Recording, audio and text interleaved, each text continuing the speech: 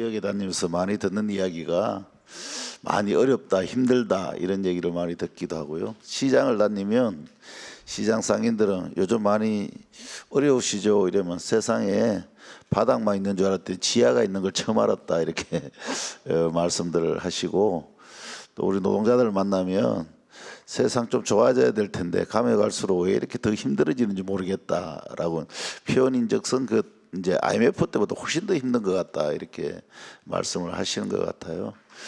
이제 20대 국회가 이제 얼마 남지 않았고 이제 21대 국회가 시작이 되는데 저 20대 국회를 함께한 사람으로 지켜보면은 사실 촛불혁명이 있었고 또 여러 가지 어떤 여소야대라는 또 국민들을 주어진 또 권력이 있었는데 전반적으로 우리가 사회적 약자라든가 소수자 이런 전반의 어떤 법안이든 개혁이 좀 이루어지고 삶이 좀 나아졌는가라고 보면은 다들 고개를 절레절레 흔들지 않을까라는 생각이 듭니다.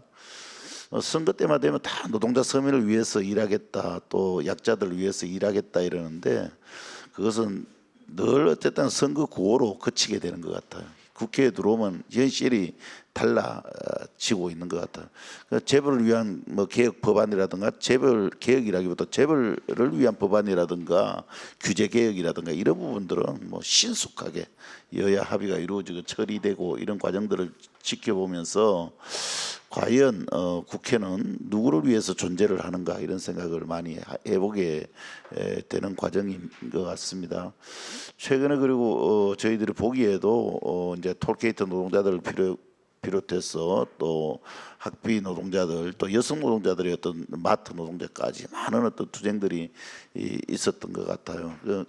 그건 뭐 차별을 넘어서서 이제 주인 주체로 살아가는 여성들의 어떤 강한 어떤 의지의 발로이기도 했지만은 이런 부분들이 이런 의지가 또 세상을 새롭게 변화시키는 어떤 과정에 놓여 있지 않는가 저는 한편에서 생각을 해보게 됩니다. 우리나라 OECD 국가 중에서도 성차별, 임금 격차라든가 이런 가장 어떤 심각하다는 것은 누구나 알고 있고 또 문제 제기를 하고 있는 과정입니다. 여전히 어쨌든 이현주 의원 얘기를 굳이 빌리지 않는다 하더라도 우리 학비 급식 노동자들 같은 경우는 그냥 일하는 아줌마, 또 최저임금 노동자들 늘 얘기할 때 여성 노동자들 얘기하면서 그냥 무슨 해가지고 부업하는 사람처럼 이렇게 여기고 삶의 주체로 아직도 보지 않는 이런 과정에서 사회적 인식이 개선되고 또 법적 제도적으로 개선되지 않고서는 한 발짝도 더 나아갈 수 없겠구나 하는 생각을 많이 가져보게 됩니다. 아무튼 이런 어떤 전반적인 어떤 여성뿐만 아니라 노동 환경이 좋아져야 되겠지만은 특히 어쨌든 간에 그 성평등 노동 정책들이 제대로 좀 빨리 만들어져서 이런 어떤 전반의 어떤 삶이 좀 나아지는 21대 국회가 되기를 희망해 보면서 오늘 그러한 어떤 정책들, 그러한 희망들 많이 또 나누어 주시면 그것을 잘 담아서 21대 국회에는 또 그러한 사람들이 또 많이 진출했으면 좋겠습니다. 꼭 진출해서 반드시 실현되기를 다시 한번 바라봅니다. 오늘 토론 함께 참석해 주신 모든 분들께 진심으로 감사를 드립니다. 고맙습니다. 지금까지의 여성 노동 정책이 어떠했는가라고 하는 거는 이 한 장의 그림을 보면 알 수가 있습니다.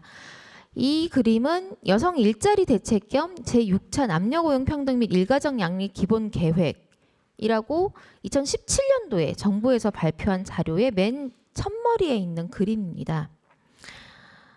여성 일자리 대책이라고 하는데 사실은 이제 세 가지 카테고리로 정리가 되어 있고요. 그러고 난 다음에 양옆에 사이드 날개가 성장 잠재력 제고와 저출산 고령 사회 대응이라고 하는 것으로 되어 있습니다. 이게 뭔가 굉장히 이상하지 않습니까, 여러분? 여성이라고 하는 주체가 이 어떤 비전과 목표를 맨 처음에 그려놓은 그림인데 이 안에 전혀 존재하지가 않습니다.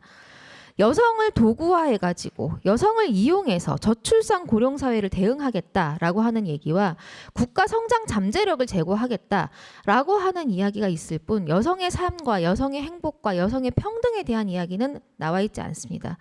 심지어 그 밑에 2022년까지 여성 고용률 60%를 달성하겠다라고 하는 이야기가 나와 있습니다. 여성 고용률과 여성의 행복, 여성의 삶의 질이 어떤 관계가 있을까요? 물론 양적인 지표를 달성하는 것도 중요합니다. 하지만 거기에 무엇보다 중요한 것은 하나가 된다고 하더라도 행복한, 평등한 그런 일터를 만들겠다라고 하는 고민이 전혀 보이지 않습니다. 차별 없는 공정사회 구현이라고 하는 거 하나가 겨우 체면을 유지하고 있다라고 저는 생각을 합니다. 그래서 지금까지의 여성 노동 정책은 사실상 여성 인력 활용 정책이었다라고 저희는 생각을 합니다. 그래서 정책의 범주에서 여성만을 대상으로 하는 파편화된 정책이 아니라 젠더 불평등을 해소하고 구조적 차별을 제거할 수 있도록 확장되고 통합된 정책이 필요하다라고 하는 의미에서 성평등 노동 정책을 저희가 말씀드리는 것입니다. 자, 두 번째로는 아까 말씀드린 그 여성 일자리 대책의 그 핵심 분야, 핵심 정책 과제, 핵심 정책 수단이라고 하는 내용입니다. 핵심 분야가 세 가지입니다. 차별 없는 일자리 환경 구축과 경력 단절 예방, 그리고 경력 단절 후 재취업 지원이라고 하는 큰 카테고리 세 개로 나뉘어져 있습니다. 이 그림 역시 매우 이상합니다. 경력 단절이라고 하는 것에 지나치게 정부가 집중하고 있다라고 하는 인식을 떨쳐버릴 수가 없습니다. 사실상 차별 없는 일자리 환경 구축이라고 하는 것의 내용이라고 하는 것을 살펴보면은요. 성차별 고용 관행 타파라고 되어 있습니다. 거기에서 고용평등 상담실들 인프라 확충이라고 되어 있는데 지금 고용평등 상담실 전국에 21개밖에 없습니다. 그리고 예산이 각 상담실마다 2천에서 4천 사이의 초저 예산입니다. 이 핵심 정책 수단으로서의 예산이라고 하기엔 너무나 부끄럽다라고 저는 생각을 합니다. 또한 양질의 일자리 환경 조성이라고 하는데 이 세 가지가 너무나 지금까지 해왔던 것에서 한 발짝도 나가지 못했습니다. 차별 없는 일자리 환경 구축이라고 하는 것은 저희가 뒤에서 살펴볼 여러 가지 정책 과제들 중에 굉장히 큰 카테고리임에도 불구하고 이것이 굉장히 축소되어 들어가 있고 그 밑에 경력 단절 예방과 경력 단절 후 재취업 지원이라고 하는 내용 자체는 굉장히 구체적이고 굉장히 내용이 많습니다. 정부가 왜 여기에 이렇게 집착하고 집중하고 있는지에 대한 우리의 고민이 필요합니다. 그리고 저는 이것을 경력 단절이라고 하는 패러다임 자체에 대한 이해를 다시 해야 된다라고 말씀드리고 싶습니다. 뒤에서도 내용이 나오겠지만 제가 앞서 간략하게 말씀을 드린다면요. 지금까지의 경력 단절이라고 하는 것은 법상에 의해서 임신, 육아, 임신, 출산, 육아 등으로 인해 여성의 경력이 단절되는 것을 지칭을 해왔습니다. 하지만 경력 단절의 사유라고 하는 것은 그러한 개인적인 사유가 아니었습니다. 지금까지 당신이 임신과 출산과 육아 무엇 때문에 경력이 단절되었습니까? 라고 하는 질문들만 관행적으로 해왔다면 지금 국미애 선생님의 자료에서 살펴보다시피 경영 악화, 구조조정, 계약 만료, 근로조건 및 직장 환경, 결혼, 임신, 출산, 퇴사 관행 등이라고 하는 질문을 넣어봤더니 이쪽에 대한 답변이 월등하게 높게 나온 것입니다. 사실은 경력 단절은 여성이 선택한 것이 아니라 사회 구조적으로 그렇게 될 수밖에 없었던 환경이었고 이 뒤에는 여성에 대한 지독한 성차별과 여성 혐오가 자리 잡고 있다라고 하는 것을 우리는 파악하고 이해를 해야 됩니다. 그래서 사실은 경력 단절이 아닌 고용 단절 문제의 해법이 필요하고 고용 단절이라고 하는 보다 포괄적인 의미 구조 속에서 다양한 고용 형태와 고용 지위를 구분하여서 고용 단절의 성격을 구분하고 그 과정에서 경력 단절이 각각의 고용 형태와 고용 지위 변동에 어떠한 내용과 의미를 가지는지 다루는 것이 보다 발전적인 논의가 가능하다라고 하는 제안을 드립니다. 자, 그리고 그 다음으로는 우리가 통계를 좀 유의 깊게 살펴보아야 합니다. 여성 노동자 중에서 비정규직은 50.8%입니다. 30인 미만 사업장에 일하고 있는 여성 노동자의 수는 57.6%입니다. 대한민국에서 비정규직과 중소영세 사업장에서 일한다라고 하는 것은 낮은 임금과 낮은 복지 수준과 그리고 열악한 노동 환경이라고 하는 내용이 뒤따라 붙을 수밖에 없습니다.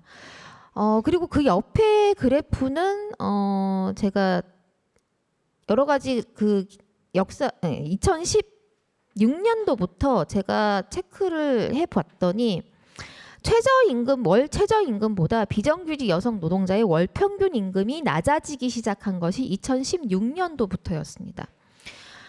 심각한 것은 최저임금은 높아지고 있는 반면에 여성 노동자들, 비정규직 여성 노동자들의 월 평균 임금은 그 갭이 점점점 늘어나고 있다라고 하는 사실입니다. 2016년도에 98.4%였던 비율이 2019년에 79.7%로 굉장히 급격한 변화를 보이고 있습니다. 최저임금이 올라갔다라고 한다면 당연히 최저임금을 받았던 여성 노동자들의 임금도 올라가야 하는 것이 맞습니다. 하지만 이것을 따라가지 못하고 제자리 걸음을 계속 헛발질을 하고 있다라고 하는 것이 여성 노동자들의 현실이고 이것은 매우 심각한 상황이다라고 말씀드릴 수밖에 없습니다. 그리고 이 부분에 대해서 어떤 연구자도 이 내용을 연구하고 발표하고 있지 않습니다. 자, 그래서 낮은 곳의 여성 노동자 노동인권 확보가 시급합니다. 여성 노동자들은 지나치게 낮은 처우와 근로조건으로 인해 기본적인 생활마저도 위협받고 있습니다. 시민으로서 권리를 누리고 정신과 가치, 정체성을 공유할 시간과 경제적 여유 따윈 존재하지 않습니다. 낮은 곳에서부터 노동권과 인권의 존중, 성평등 실현을 우선적으로 고민을 해야 하는 것이 시급한 과제다라고 말씀드릴 수 있습니다. 자, 또한 국가 정책이 어떤 가치로 만들어져 있는지를 살펴보겠습니다. 시간제 일자리는 지난 보수 정권 9년간 지속적으로 정부에 의해서 주장되어 왔습니다. 여성은 돌봄과 가사를 하며 가계의 보조소득을 위해 시간제 일자리가 적합하다라고 하는 것입니다. 또한 일가정 양립 정책의 핵심은 일가정 양립 정책은 여성이 남성이 없습니다. 돌봄과 가사를 하면서 일을 병행할 수 있도록 설계되어야 한다라고 하는 것에 매몰되어서 어떻게 하면 여성에게 일과 가정을 동시에 양립할 수 있을 것인가 라고 하는 것에 매몰되어 왔습니다. 노동시간 단축 이야기는 제가 더 이상 말씀드리지 않겠습니다만은 사실 현실적으로 이것은 기업의 목소리를 들을 것이 아니라 노동자들의 목소리를 들어야 합니다. 기업에서 항상 하는 얘기는 장시간 노동이 계속 필요하다. 경제 발전을 위해서는 이라고 하는 프레임으로 계속 나가고 있습니다. 하지만 저는 경제 발전이 누구를 위한 경제 발전인지 먼저 생각해야 된다라고 말씀드리겠습니다. 또한 업무 시간 외에 연결되지 않을 권리가 보장되어야 합니다. 지금 전체 노동자의 86.1%는 퇴근 후에도 스마트폰 등으로 업무 처리를 하고 있습니다. 이것은 굉장히 심각한 문제다라고 말씀드리겠습니다. 프랑스에서는 이것을 노사가 합의하도록 법률로 의무화했습니다. 이런 법률이 하루빨리 도입되어야 하고요. 또한 연차휴가의 자유로운 사용 보장이 필요합니다. 지금 우리나라 같은 경우는 연차휴가가 부여일수가 평균 15.1일이고 사용일수가 평균 7.9일로 52.3%에 지나지 않습니다. 반면에 OECD는 휴가일수가 20.6일이고 휴가 사용률이 70%인 것과 비교할 때 굉장히 낮은 수준입니다. 또한 법정 휴가조차도 자유롭게 쓸 수 없는 노동 환경 때문에 노동자들이 많은 고통을 받고 있습니다. 이에 대한 시급한 개선이 필요합니다. 또한 모부선권 보장도 마찬가지입니다. 저희는 모든 출산 여성에게 출산휴가 급여 지급이 필요하다라고 제안드립니다. 여성은 어느 곳에서든 노동을 하고 있습니다. 이것은 모든 여성은 노동자다라고 하는 등식이 성립한다는 말입니다. 그런데 단지 고용보험에 가입하고 있지 않다라고 하는 이유만으로 출산휴가 급여 지급에서 배제되고 있고 여성이 출산을 했다라고 하는 것은 노동 능력을 일정 기간 상실한다는 얘기입니다. 그런데 그 속에서 출산휴가 급여가 지급되지 않는다면 이 여성은 무엇으로 살아갈 수 있을 건지 국가에게 묻고 싶습니다. 또한 출산휴가 급여 상한액도 상향이 되어야 합니다. 올해 200만 원으로 올랐습니다. 하지만 지금 최저임금이 179만 5,310원인 것을 감안하면은 사실상 최저임금 수준이다라고 말씀드릴 수밖에 없습니다. 또한 난임치료 휴가 기간도 연장이 필요하고요. 육아휴직 급여도 현실화가 필요합니다. 그리고 또 한 가지 남성 육아휴직 할당제 도입이 굉장히 빠르게 도입되어야 된다라고 말씀드리겠습니다. 남성 육아휴직 할당제는 이것은 남성이 육아에 적극적으로 참여하는 사회 분위기를 조성하고 회사에서 남성들이 당연하게 육아휴직을 가도록 보장한다는 의미에서 굉장히 시급한 문제다라고 말씀드리겠습니다. 또한 안전한 일터, 사회 안전망 강화가 필요합니다. 지금 국내 체불임금 규모가 1조 6,472억 원입니다. 엄청나지 않습니까, 여러분? 저는 이 숫자를 보고 굉장히 놀랐습니다. 이렇게까지 가능했던 이유는 뭐냐면 사업주가 임금을 체불해도 아무런 제재 조치가 없기 때문입니다.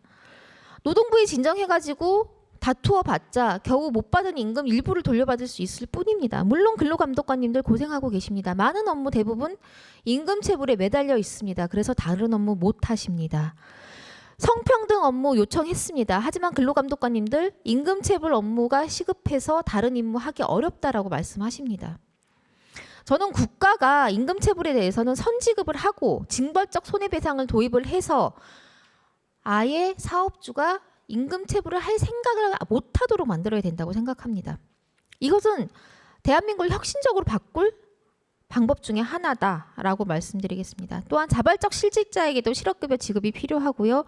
5인 미만 사업장 대책으로 사업주 교육이 필요합니다. 사업자 등록증을 발급을 할 때 음식점을 하는 분들은 위생교육을 반드시 받도록 되어 있습니다. 이와 마찬가지로 노동인권교육, 직장내 성희롱 예방, 조직문화 등의 교육 필증을 제출해야만 사업자 등록증을 발급하는 시스템을 도입하면 그래도 그나마 조금 나아질 수 있을 것입니다. 또한 현재 가구 단위로 적용하는 EITC나 국민기초생활보장제도를 개인 베이스로 적용해야 합니다. 가구 단위로 적용하다 보니까 실제로 같이 살지 않는 가족들까지 합산해서 계산을 하면서 고통받는 분들이 너무나 많습니다. 하지만 개인 단위로 해야지만이 이 개인이 얼마나 어려운 상황인지에 대한 판단이 필요합니다. 또한 노동관계법 사각지대 해소가 필요합니다. 지금 플랫폼 노동자들 기하급수적으로 늘어나고 있습니다. 지금 최소 43만에서 53만으로 추산하고 있습니다. 점점 늘어나는 추세이고요. 아무런 노동관계법에 적용받지 못하고 있습니다. 저는 일하는 사람이면 누구나 가입 가능한 고용보험, 산재보험제를 도입을 해야 된다고 봅니다. 지금 모든 국가 시스템은 정규직 남성 노동자를 기준으로 설계되어 있습니다. 하지만 이 설계 자체를 흔들어야 합니다.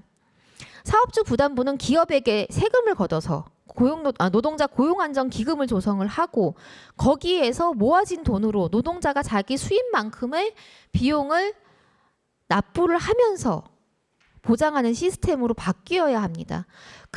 그래야지만이 모든 노동자를 보호할 수가 있습니다. 또한 플랫폼 노동자성 확대 적용이 필요합니다.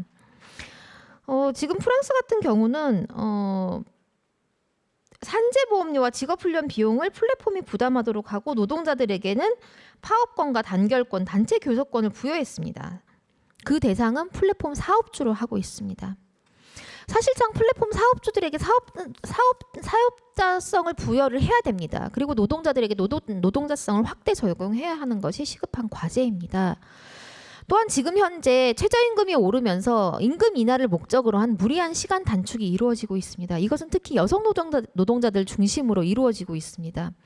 굉장히 심각한 문제입니다. 굉장히 시급한 문제입니다. 제가 앞서 비정규직 여성 노동자들의 임금이 낮아지고 있다라고 하는 이유의 많은 부분이 저는 이 때문에 발생한다고 생각합니다.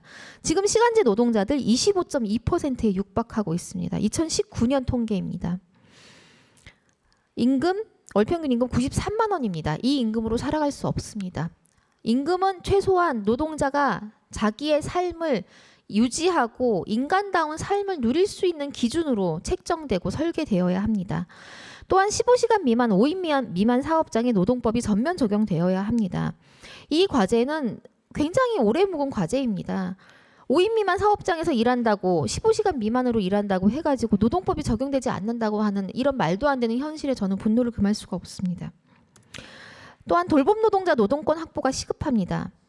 지금 현재 문재인 정부는 출범 초기에 사회서비스 공단에 대한 이야기를 해왔습니다. 하지만 지금 이것은 사회서비스 원으로 축소되어서 진행되고 있는데 아무런 관련법 없이 보건복지부 정책으로만 진행이 되고 있습니다. 하루빨리 이 관련 법이 제정되고 법에 근거하여서 집행이 되어야 합니다. 그렇지 않는다면 언제든 이 제도는 흔들릴 수밖에 없습니다.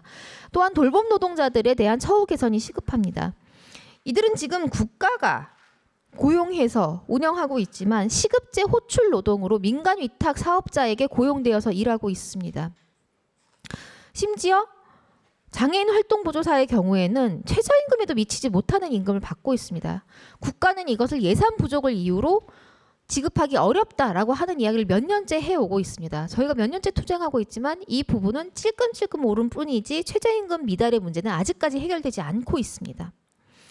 또한 가사노동자 관련법 제정이 필요합니다. 가사노동자들은 1953년도에 제정된 근로기준법에 명시된 가사 사용인 적용 제외라고 하는 문구로 인해서 노동자로서의 보호를 지금까지 받지 못하고 있습니다.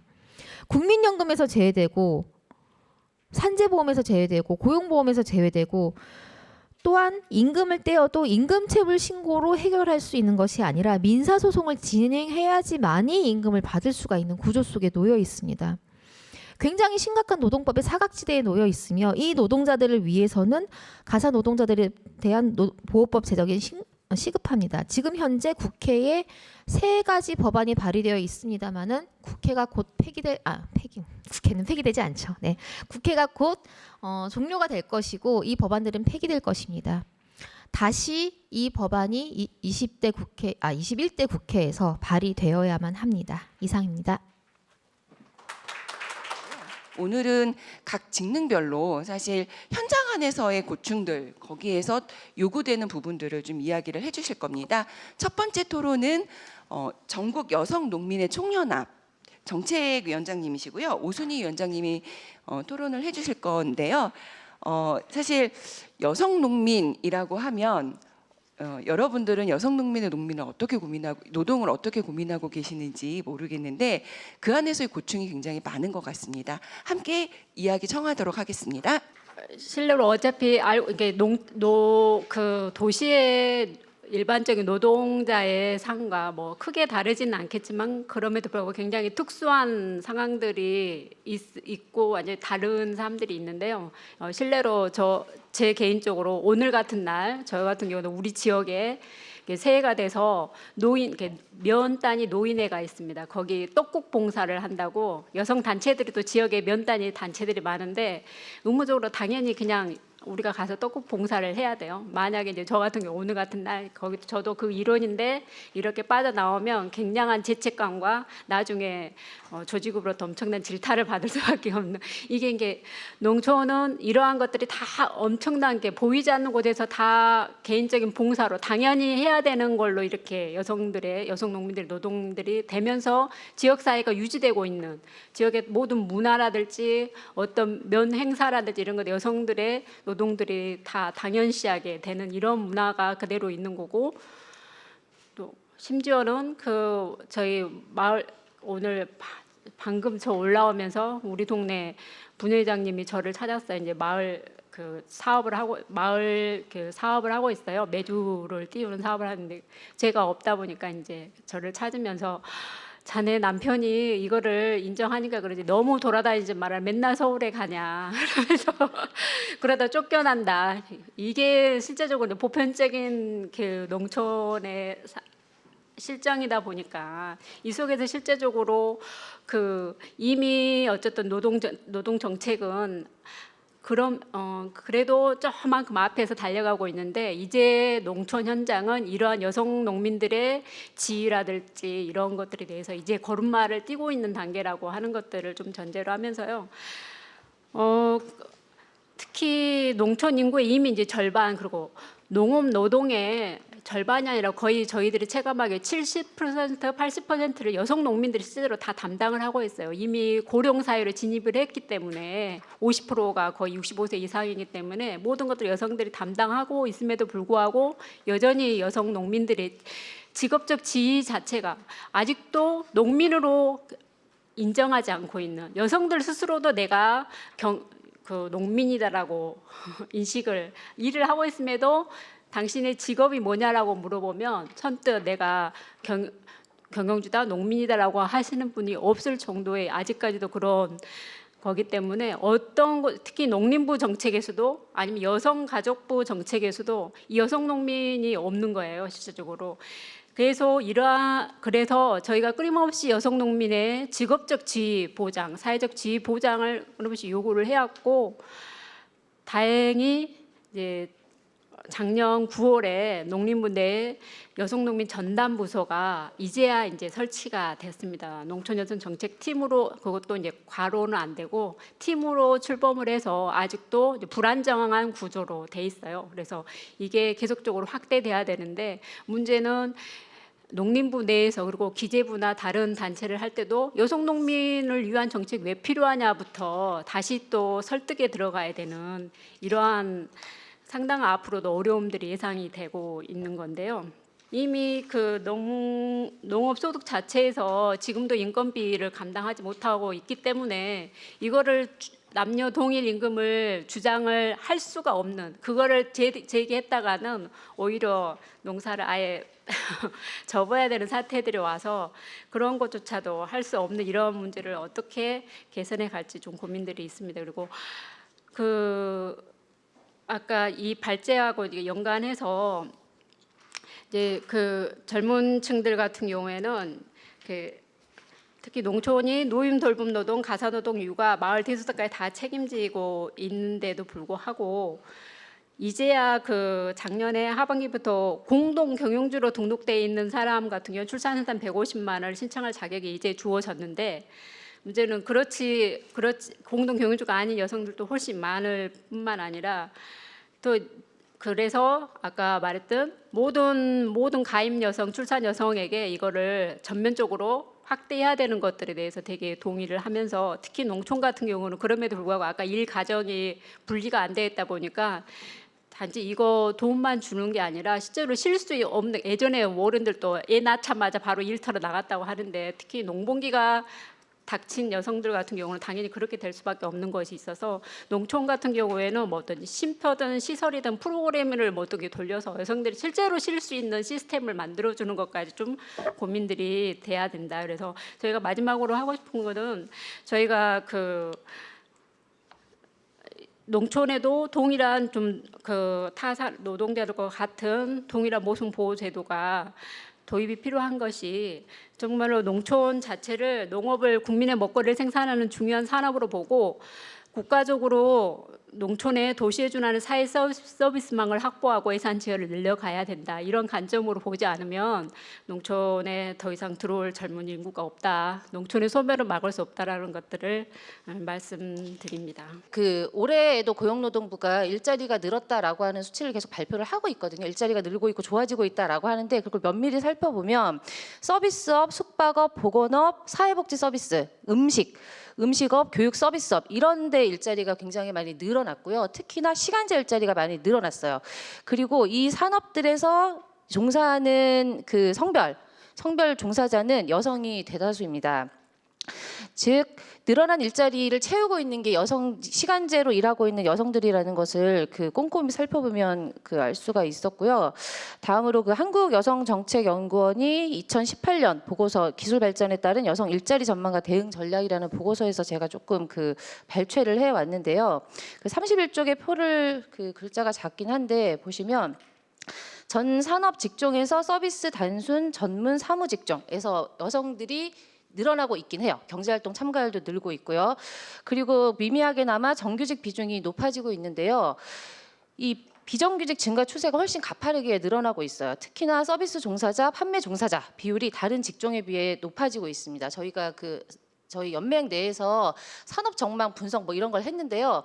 실제로 그 대형 유통 매장 이런 데는 경영이 악화가 이제 보이고 있는데, 이하고 다르게 아까 말씀드린 바퀴 산업들 하고요. 그 보건 서비스, 그러니까 요양 제도 같은 거죠. 그런 데들은 점점 일자리가 늘어나고 경영 상태가 좋아질 것이다라고 전망을 또 많이 하기도 하거든요. 그런데 이제 일자리가 늘어나고 있는 거는 맞는데요. 문제는 여기에 종사하는 노동자들의 처우가 안 좋아지고 있는 것이 계속 통계상으로도 보이고 있어요.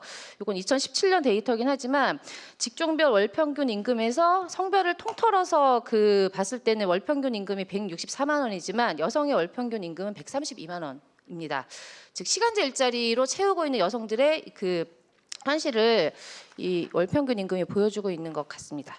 그리고 32쪽부터요. 저희가 대표적으로 그 민간의 서비스 노동자, 공공의 서비스 노동자, 그리고 특고로 분류되는 그 세 가지 직종에 대해서 간략하게 좀 말씀을 드릴게요. 이 요양보호사의 그 얘기가 계속해서 나오고 있는데요.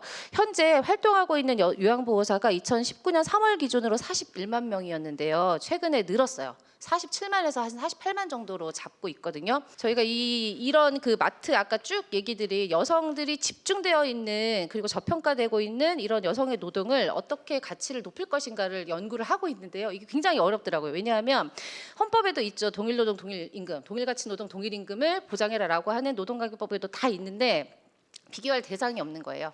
그러니까 요양보호사들이 아까 처우가 굉장히 낮은데요. 요양보호사 일을 하는 그 남성이 없어요. 동일 임금을 비교할 대상이 없는 거예요. 그리고 학교 비정규직 모두 돌봄 전담사도 마찬가지거든요. 돌봄 전담사를 하는 남성이 뭐 40% 30% 정도 있고 이게 격차가 심하다라고 한다음에 비교를 할 수가 있는데 비교 대상이 없는 거예요. 유리벽이 너무 튼튼해서 그런 것 같은데요. 그래서 이 부분에 대해서는 국가가 특별히 이 여성들이 하고 있는 서비스 노동 가치에 대해서 제고할 방안을 만들어서 법제화해야 된다. 그리고 국가의 책임을 주어야 된다라고 좀 생각이 듭니다.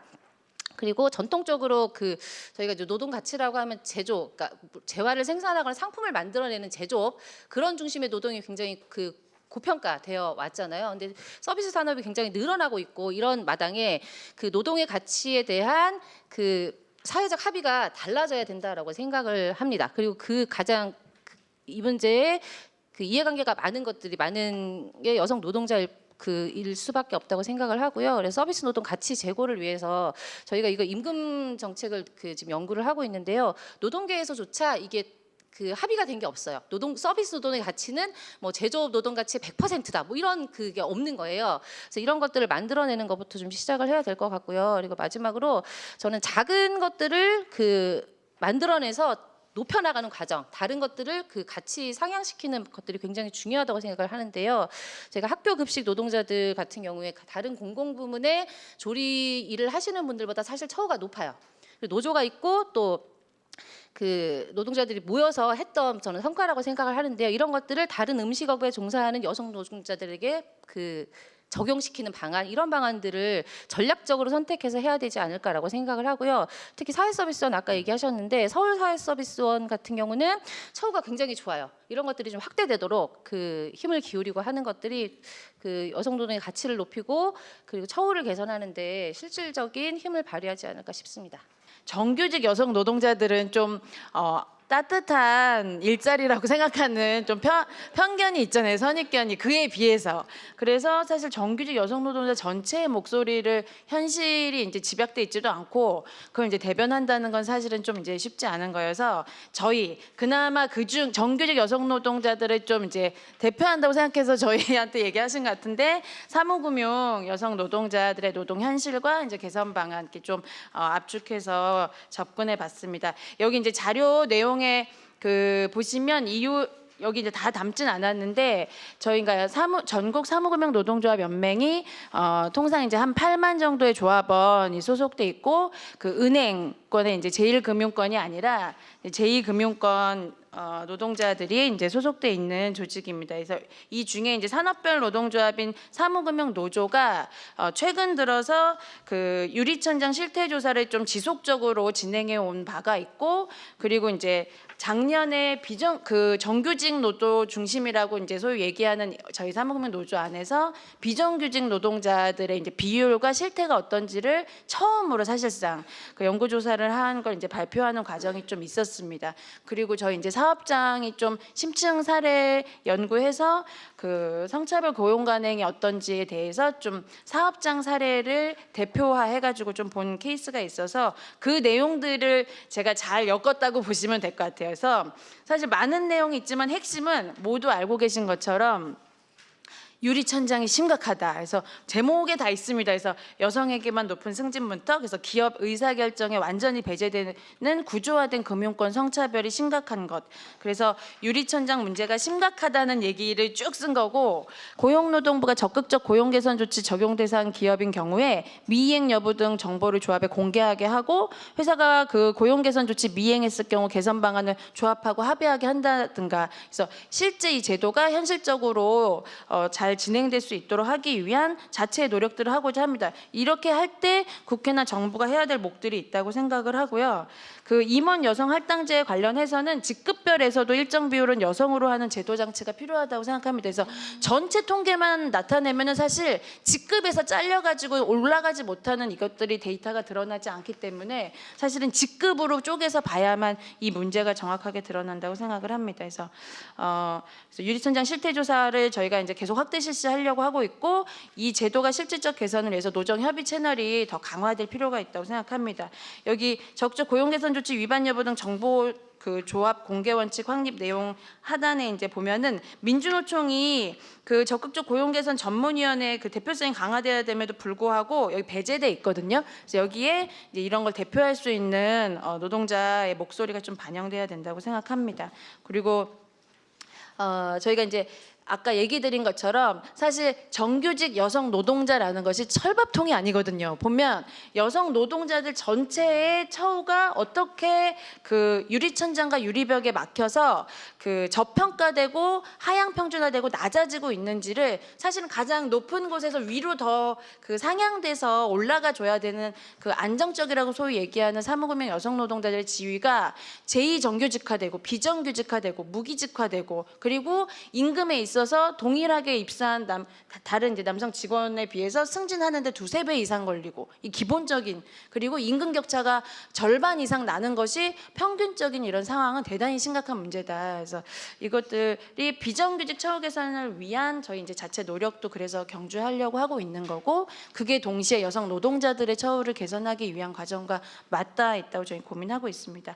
그리고 이제 앞에서 얘기하신 것처럼 직장 내 성희롱 문제에 대한 징벌적 손해배상 제도만이 아니라 사실 성차별적인 위법 행위에 대한 전체적인 강도 높은 징벌적 손해배상 제도가 필요하다고 생각합니다. 그래서 실제 법을 위반한 사례들이 다수 드러나고 있지 않음에도 불구하고 어쨌든 솜방망이 처벌이 되고 있기 때문에 그런 문제들에 대한 고민을 제출드립니다. 이상입니다. 그래서 이제 우리나라의 경력단절 여성 현황 및 특성을 살펴보면 일단 그 자료집의 59쪽의 어떤 그래프를 살펴보시면 됩니다. 여성의 이제 연령별 고용률을 나타내는 그런 M자 곡선을 보시면 20세 이상의 고용률이 40에서 60% 수준에서, 이게 이제 1980년대의 수치죠. 2018년도에는 이것이 수치가 약간 상승을 했습니다.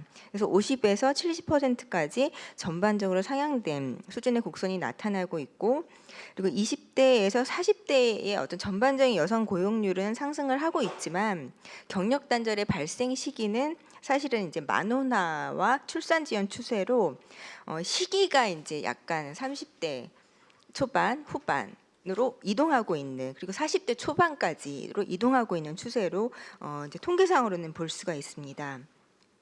그래서 이런 M자 곡선에서 여성 고용률 하락을 나타내는 이런 이제 곡선을 가리켜서 이행의 계곡이다라고 많이 표현을 하는데요.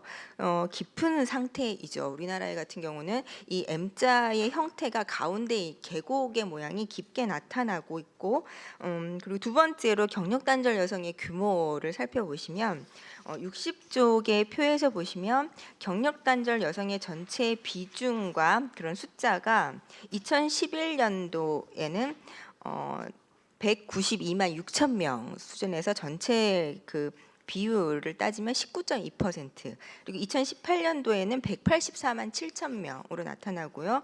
전체 비율로 따지면 20.5%에 해당을 하는 비율입니다.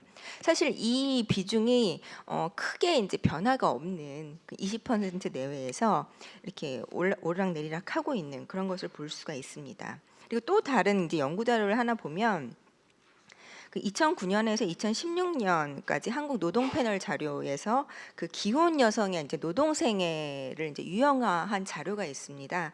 유형한 자료가 있는데, 우리나라 기혼 여성들이 그냥 일가정 양립을 쭉 이렇게 잘 조화를 시키면서 이거를 일과 가정을 병행을 하면서 하고 있는 비중은 전체에서 8.7%에 불과한 것으로 나타납니다. 그래서 대부분은 이제 M자형에 해당을 하는 것으로 나타나는데요. 48%에 해당하는 여성들이 M자형으로 나타나는데 이것이 이제 경력을 수행을 했다가 단절을 했다가 또 경력을 또 단절했다가 해서 이런 식의 어떤 것들을 반복하고 있는 이런 형태의 어떤 자신의 노동생애와 가정생애를 구축을 하고 있다, 구성하고 있다라는 것을 볼 수가 있습니다. 그렇다면 이제 해외 사례는 어떠한가? 이제 이런 부분들을 제가 좀 이렇게 봤는데 이제 경력 단절 현상을 나타내고 있는 여성별 고용률 현황을 봤을 때 사실 이런 M자 곡선을 2000년대 이후에서는 우리나라와 유사한 경제 수준, 우리나라가 지금 이제 세계 7위의 경제 수준을 갖고 있다고 이제 나오고 있거든요. 그러니까 유사한 경제 수준을 나타내는 국가와 비교해 봤을 때 이런 걸 발견할 수 있는 국가는 크게 없었습니다. 불안정한 근로 형태와 낮은 임금 또는 어떤 직장의 휴업, 폐업과 같은 이런 것들을 포괄할 수 있도록 그 사유와 내용을 좀 넓히는 그런 어떤 개정이 필요한 것 같습니다. 그리고 이러한 이제 논의들이 경력 단절의 어떤 용어 변경 이런 부분들과 함께 좀 신중하게 검토될 필요가 있을 것 같습니다. 그리고 이제 세 번째로는 경력 단절 여성 예방 정책의 활성화가 이제 아까 이제 말씀드렸듯이 예방에 대한 것들이 초점으로 이제 옮겨져 가고 있기 때문에 이 부분에 대해서 예방 정책을 좀 구체적으로 우리가 마련을 해서 그 내용을 좀 활성화하고 좀 더 확대할 필요가 있다라는 것이 또 하나의 과제가 될 수 있고요. 공보육의 문제랑 재취업 여성의 보육 서비스를 제공하는 문제가 이제 또 하나의 아주 중요한 과제가 될 수 있습니다. 그래서 이제 여성 재취업을 하는 여성들이 보육 서비스를 좀 안정적으로 제공받을 수 있고 그러니까 교육 훈련을 받거나 이런 경우에도 뭐 보육에 대한 서비스나 지원, 수당을 받을 수 있도록 이제 할 수 있는 정책 과제가 필요할 수 있을 것 같습니다. 그리고 30, 40대 중심의 여성 일자리 정책 및 차별금지 정책 마련이 필요합니다.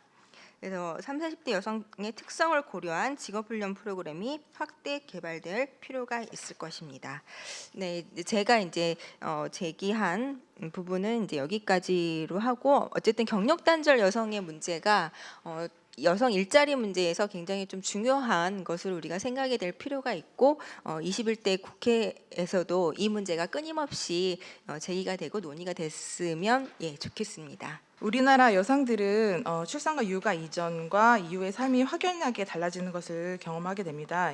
여성의 높은 학력 이수율과 취업률에도 불구하고 여전히 출산과 육아로 인해서 경력 단절이 발생하게 되고 여성은 사회로부터 배제되어서 또다시 노동시장으로서 복귀까지 험난한 여정이 남아있게 됩니다. 특히 사회 재진출의 경우에는 출산 육아 이전의 커리어로의 진입이 불가능해서 여성으로 하여금 출산과 육아를 포기하는 주요 요인으로 자리 잡은 지 오래입니다. 여성의 모성권 보호도 사회적으로 보장되어야 하고 노동권 역시 보장되어야 합니다.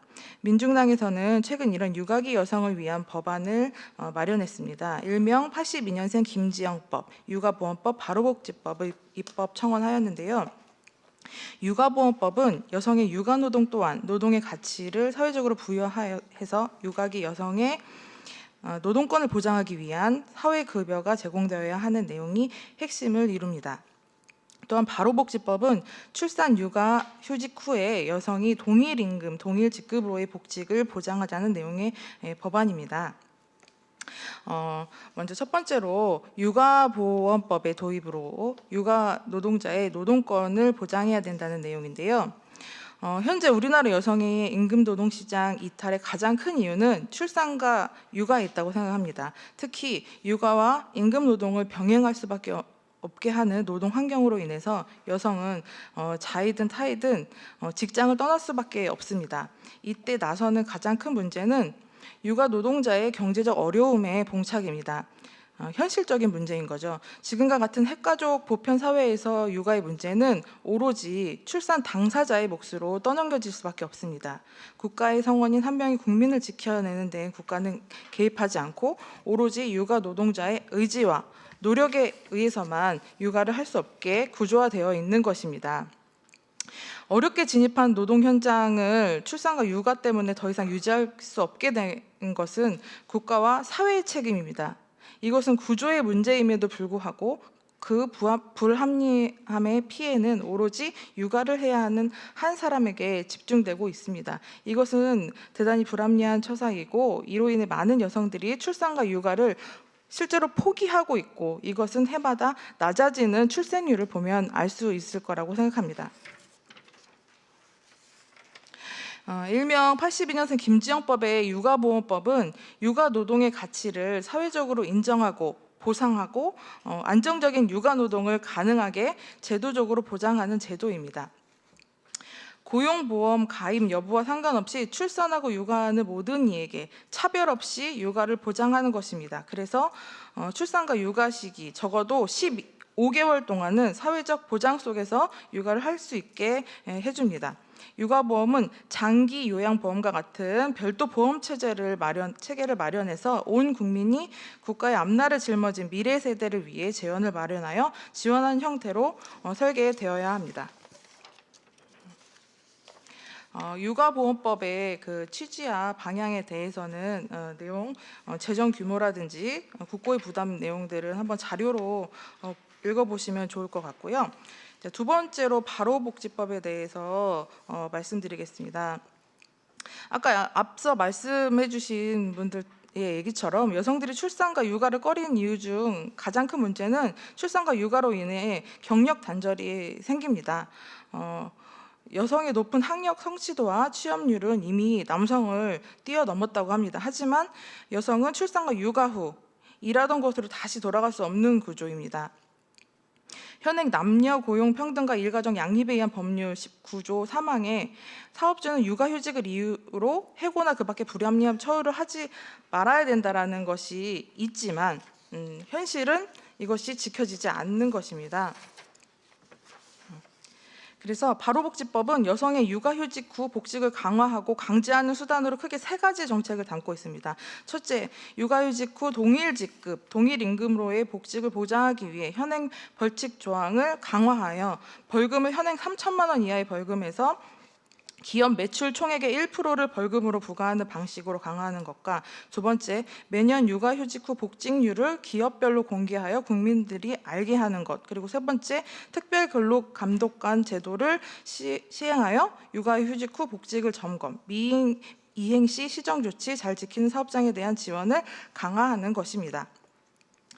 끝으로 일명 82년생 김지영법인 육아보험법과 바로복지법의 제정으로 육아 노동자의 노동권 보장과 여성의 노동권 안정화를 이룰 수 있습니다. 사회적으로 육아 노동과 가사 노동이 그 가치를 인정받고 사회적 보상으로 이어져야 합니다. 누구나 아이를 낳고 키우는데 주저함 없이 당당히 선택할 수 있도록 보장되어야 할 것입니다. 그 채용 성차별과 유리 천장을 같이 이렇게 토론 주제로 보내주셨어요. 이 주제로 얘기를 해달라고 보내주셨는데 채용 성차별 문제가 사실 오늘 얘기해주신 많은 토론 주제와도 연관되어 있는 만큼 같이 보아야 되는 이유에 대해서 짤막하게 얘기하고 넘어가도록 하겠습니다.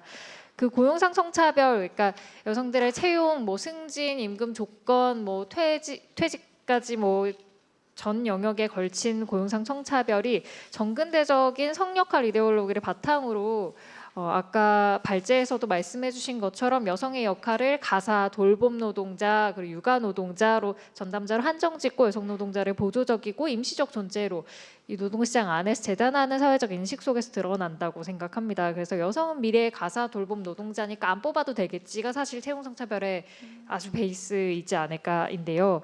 여성 구직자가 노동시장에서 경험하는 과정에서 다양한 방식으로 나타나는 채용 성차별이 그 자체로 문제이기도 하지만 이후에 배치, 임금, 노동조건, 승진, 퇴직에 걸쳐서 누적적 차별을 초래하는 첫 관문이기도 하다는 점에서 정말 근절되어야 한다라고 말씀드리고 싶습니다. 이 밑에 간단하게 그러니까 유형을 정리를 해놨는데요. 뒤에서 조금 더 자세히 말씀드리도록 하겠습니다. 관행이나 경영상의 재량권이라고 변명하면서 여성을 뽑지 않거나 부당하게 서류 전형 면접 과정에서 점수를 낮춰서 탈락시키는 경우 같은 직군이어도 남성은 정규직으로 뽑고 여성은 계약직이나 프리랜서로 분리 채용에서 임금을 비롯한 노동 조건에 차등을 두는 경우 관행적으로 승진이 제한된 특정 직무나 직렬에 한정해서 여성을 채용하는 경우 아까 KB 금융노조에서도 말씀해 주신 것처럼 여성 고졸직이 들어가는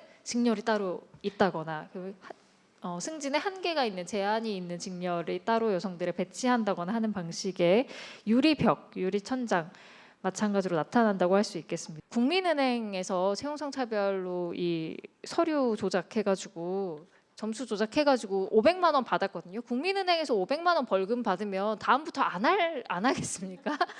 네, 계속 할 거거든요. 사실 이게 500만 원이 절대 상식적인 어떤 처벌 조항이 아니고 그리고 하나 더 말씀드리고 싶은 것은 이게 바로 며칠 전이죠. 1월 22일에 나온 건데요. 신한은행